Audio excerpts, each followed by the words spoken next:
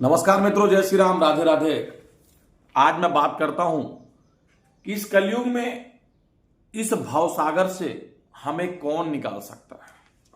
हम निकल भी सकते हैं कि नहीं निकल सकते हैं। इस जो माया रूपी नगरी है जहां पे लोग हर जगह फंसे रहते हैं, प्रेम आजकल तो पैसों में मिलने लगा है, मैं उसकी बात करता हूं। चलिए आज मैं बात करता हूं कि अपन को इस भवसागर से कौन निकाल सकता है। देखिए, इस भवसागर से निकालने के लिए तो हमारे प्रभु हैं जो हमको भवसागर से निकाल सकते हैं, परंतु मैं आपको बताना चाहता हूं कि वास्तविकता में कैसे हम इससे निकल सकते हैं।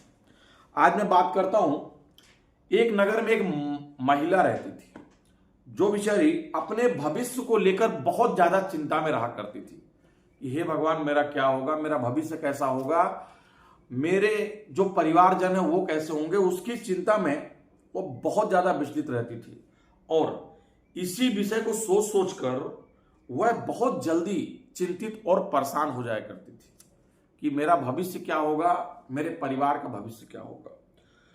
एक दिन वह इतनी बेचैनी अवस्था में आ गई और अपने भावपूर्ण हृदय से भगवान को पुकारा और उसने अपने चित्त में चलती हुई जो विचार है वह बड़े शांत ही मन से भगवान से बोलती है कि हे प्रभु, आप मुझे बताइए कि मेरा जीवन कैसा रहेगा और मेरा भविष्य कैसा रहेगा। मैं भविष्य और जीवन को लेके बहुत ज्यादा परेशान हूं। थोड़ी देर बाद उसको उसके अंतरात्मा में एक आवाज सुनाई देती है और उस आवाज में बोलते हैं, बेटी, तू सबसे प्यारी आत्मा है।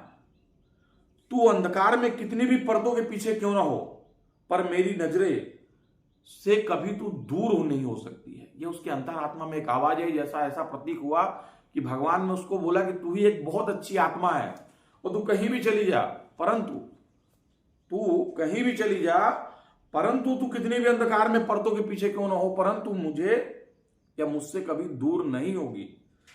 कितनी भी चिंता और कैसी भी परेशानी क्यों ना आए, तू मुझे बुलाना, मैं दौड़ा चला आऊंगा। या उसके अंतरात्मा में जब इस तरह से आवाज आती है तो जरा सोचिए कि वो जो महिला थी, भगवान के साथ मिलते ही उस महिला का आत्मविश्वास बहुत ज्यादा बढ़ गया। पहले दिन भर सोचती थी, आत्मविश्वास की कमजोरी थी, सोच सोच के परेशान थी, परंतु जैसे ही उसको भगवान का साथ मिलता है तो उसका आत्मविश्वास बहुत गति से, बहुत तेजी से बढ़ जाता है और अनुभव हुआ कि हर क्षण भगवान तो मेरे साथी हैं।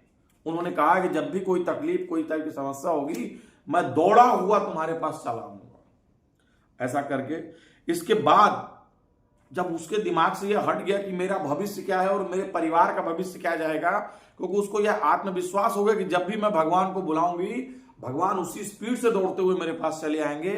इससे उसका आत्मविश्वास बढ़ा और जैसे ही आत्मविश्वास बढ़ता है वह प्रगति पे प्रगति करती हुई ऊपर चली जाती है और बहुत ज्यादा हर एक क्षेत्र में सफलता प्राप्त करती हुई आगे चली जाती है। भगवान पर विश्वास ही सबको इस भाव सागर से ही पार लगा सकता है। बाकी आप किसी पर भी विश्वास कीजिए, कोई भी आपको इस भाव सागर से पार नहीं करा सकता है, परंतु इस कलयुगी भाव सागर को यदि पार करना है तो मात्र और मात्र एक ही सहारा है, वह है अपने प्रभु, अपने इष्ट देव पर विश्वास करना। जितना ज्यादा आप विश्वास करते जाएंगे उतना ही आप इस भावसागर को धीरे धीरे पार करते चले जाएंगे। जय श्री राम, राधे राधे।